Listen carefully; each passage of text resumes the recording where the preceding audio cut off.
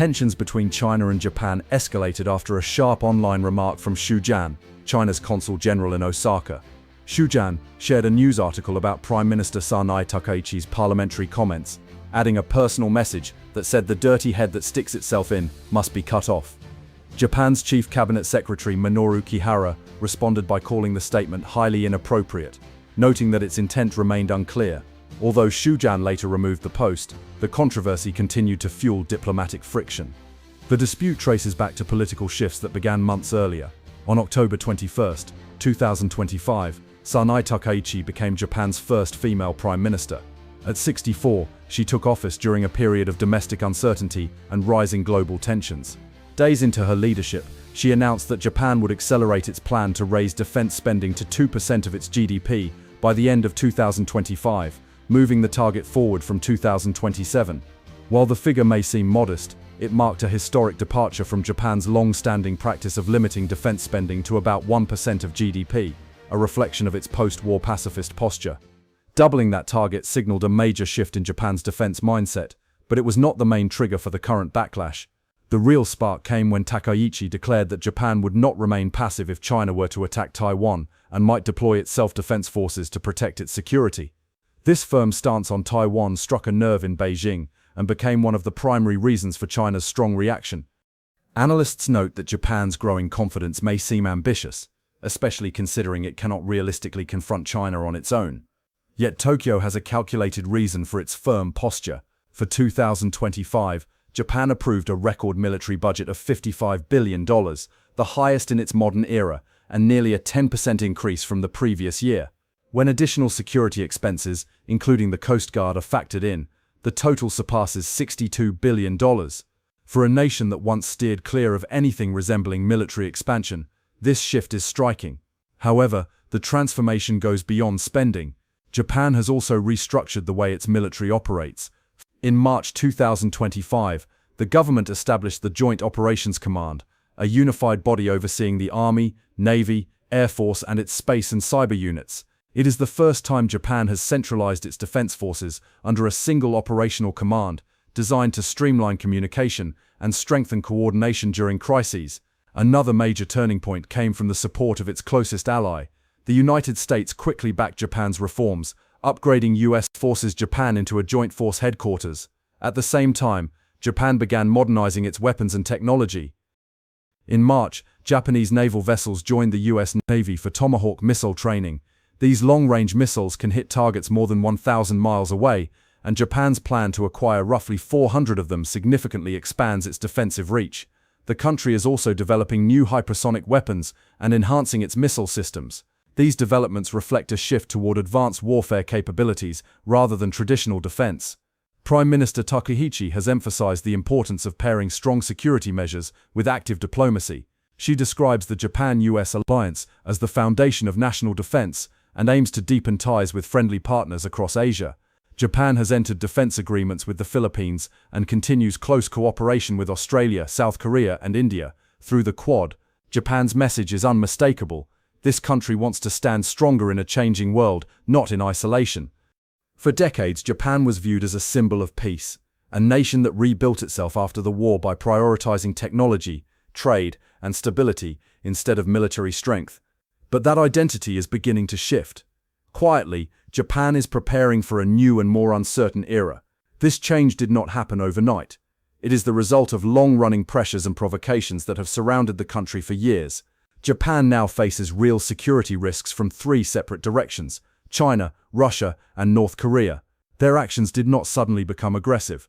They have grown steadily bolder. Over time, Japan concluded that relying on silence and patience alone was no longer enough to protect its interests. The current tension with China is only the latest chapter in a much older dispute. For over 15 years, China has expanded its military and political influence at sea, in the air, and across Asia. Much of this expansion directly affects Japan's security. A key part of the issue centers on the Senkaku Islands, a small chain in the East China Sea controlled by Japan but claimed by China. In 2012, when Japan purchased 3 of the islands to stabilize administration, China responded with forceful objection and began sending official vessels into the surrounding waters. What started as occasional visits soon intensified. Over the years, the presence of Chinese government ships grew from infrequent appearances to near-daily patrols. By 2024, Chinese vessels were detected in the area almost every day. At the same time, China reorganized its Coast Guard, placing it under military authority and significantly expanding its fleet. These ships, though marked as law enforcement, carried heavier weapons and operated more like military units. This allowed China to exert continuous pressure without crossing the line into open conflict. China's ambitions stretched well beyond the Senkaku Islands, and Japan found itself with limited options to respond. Beijing began building what became the world's fastest-growing navy, adding ships at a pace that surpassed the combined output of Japan, India, Australia, France, and the United Kingdom. Alongside this expansion, China upgraded its missile arsenal, including long-range anti-ship systems and new hypersonic weapons, raising the risks for any navy operating near its coastline. China also increased its activities around Taiwan, sending fighter jets, drones, and surveillance aircraft across the Taiwan Strait on an almost daily basis. Taiwan sits close to Japan's southwest islands, making any escalation there a direct concern for Tokyo. Japanese officials understand that a conflict involving Taiwan would likely spill into surrounding waters and airspace. Beijing's expansion continued toward the Philippines, where it pushed deeper into the South China Sea, using a combination of Coast Guard vessels, maritime militia, and naval forces. This region is critical for Japan, as its major shipping routes and energy supplies pass through these waters. If China gains control, it would hold significant influence over regional trade. China also demonstrated its growing capabilities through large-scale military exercises. In late 2024, it launched its biggest drill in 3 decades, deploying more than 90 ships and over 100 aircraft. These exercises involved simulated blockades, invasion scenarios, and coordinated strike operations across nearly the entire First Island chain, stretching from the South China Sea to areas near Japan. For Tokyo, the message was clear: China was preparing for real conflict, not routine training. Activity in the air intensified as well. Japanese fighter jets were scrambled hundreds of times each year to intercept Chinese aircraft approaching Japanese airspace. In August 2024, Japan reported the first instance of a Chinese military aircraft briefly entering its airspace. Chinese drones expanded their operations too, flying into areas they had never reached before. Each of these incidents forced Japan to remain on alert and showed that China was consistently testing the limits. China's growing pressure on Japan has not come from Beijing alone. Moscow has moved closer as well. In 2025, China and Russia held joint submarine and naval drills near Japan, sharing sonar information and coordinating operations in waters central to Japan's defense. For Tokyo, this signaled that the challenge was no longer isolated. 2 major powers were now working together in areas Japan considers vital. Publicly, China frames its anger as a response to Taiwan. But below that narrative lies a deeper and older grievance. Tensions between the 2 countries are rooted in history, in wounds carved during Japan's wartime expansion. These memories continue to shape China's attitude today. In 2024, during a national day of remembrance marked by sirens and moments of silence, a 10-year-old in China was eliminated. It was a tragic reminder of how emotionally sensitive the legacy of that era remains. Yet the relationship between Japan and China was not always defined by the dynamic seen today. The roles were once reversed. Japan, now seen as constrained by its pacifist constitution, was once one of Asia's most aggressive military powers.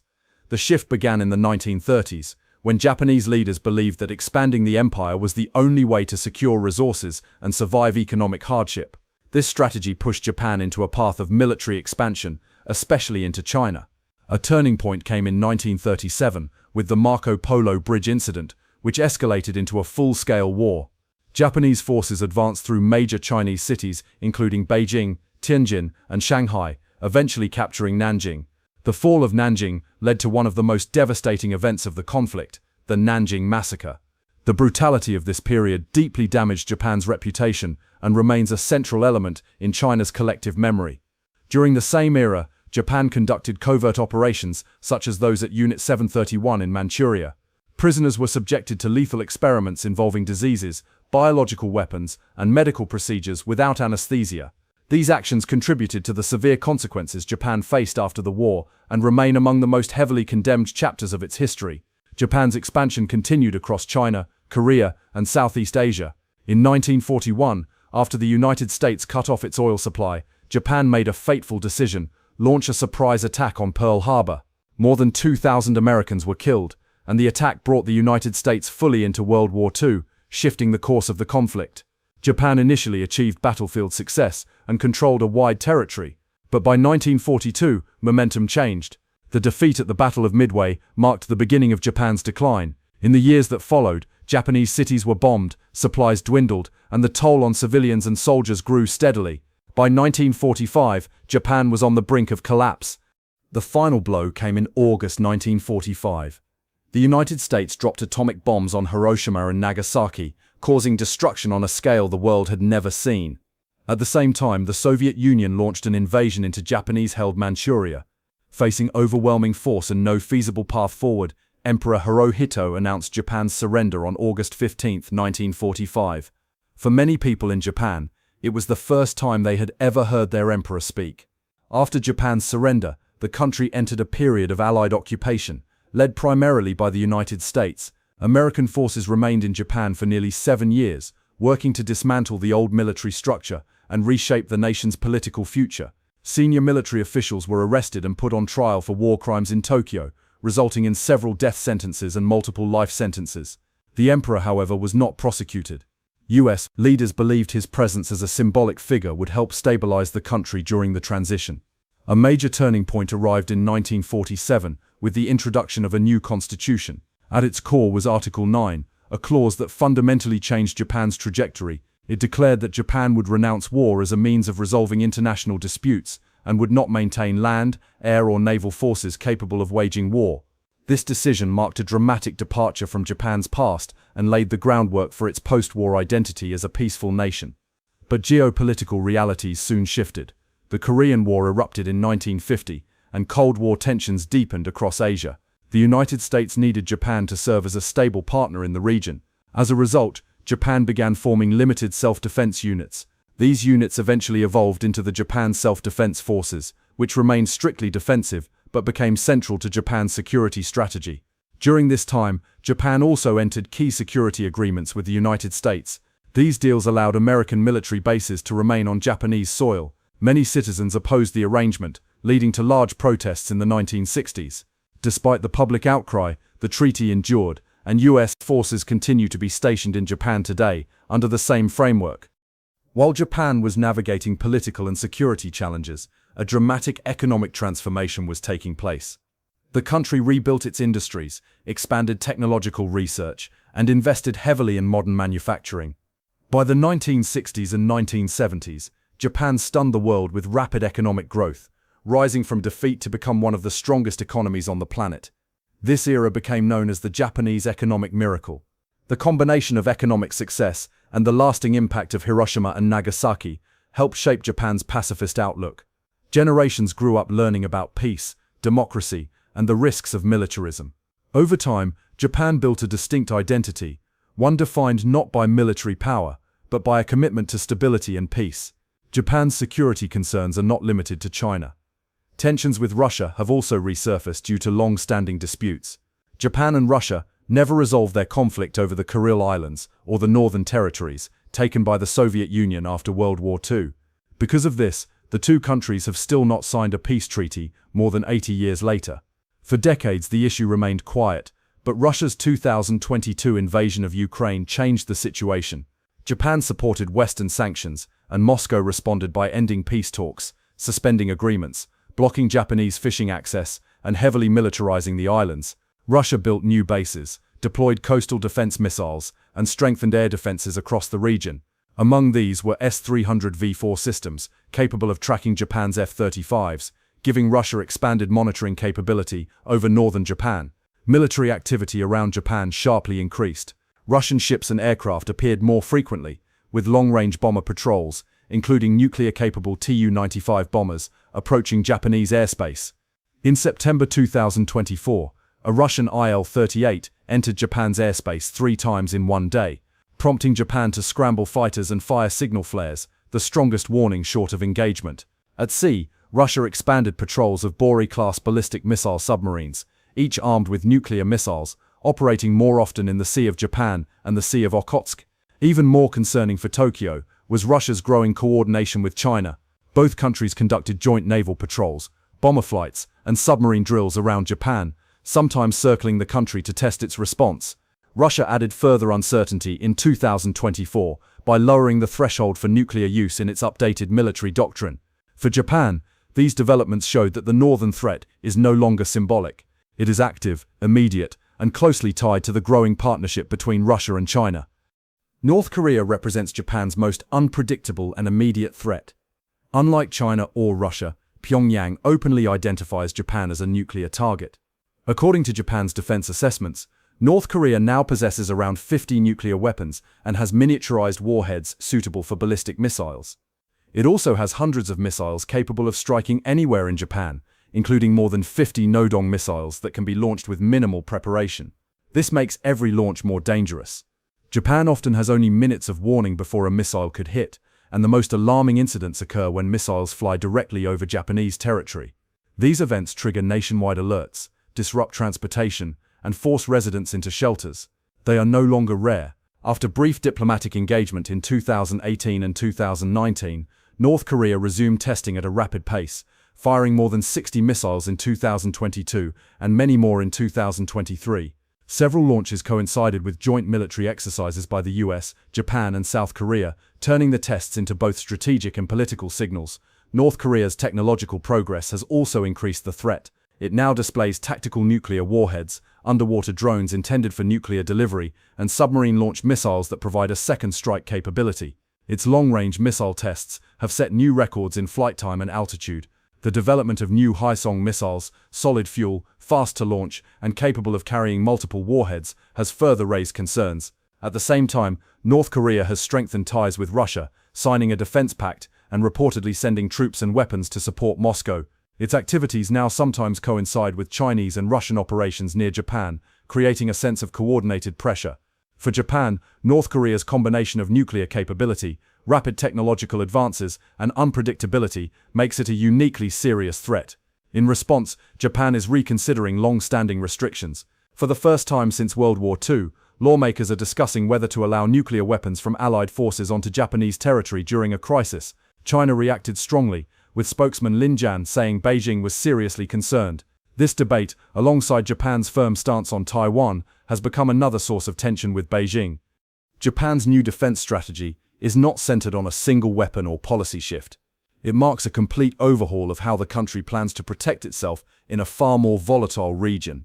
After decades of maintaining limited military capabilities, Japan now acknowledges that its security environment has changed dramatically. The new 10-year plan is built on one idea: Japan must detect threats early, defend itself for extended periods, and strike an enemy before an attack reaches its shores.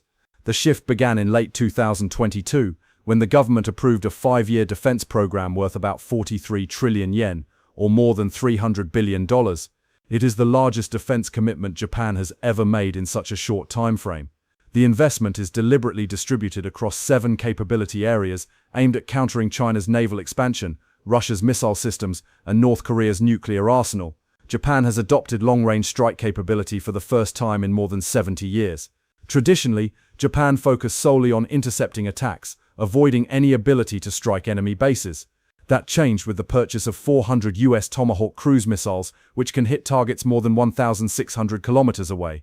Training has already begun, and Japan's first destroyer equipped with Tomahawks is expected to become fully operational soon. Japan is also upgrading its domestically produced Type 12 missiles to reach nearly 1,000 kilometers.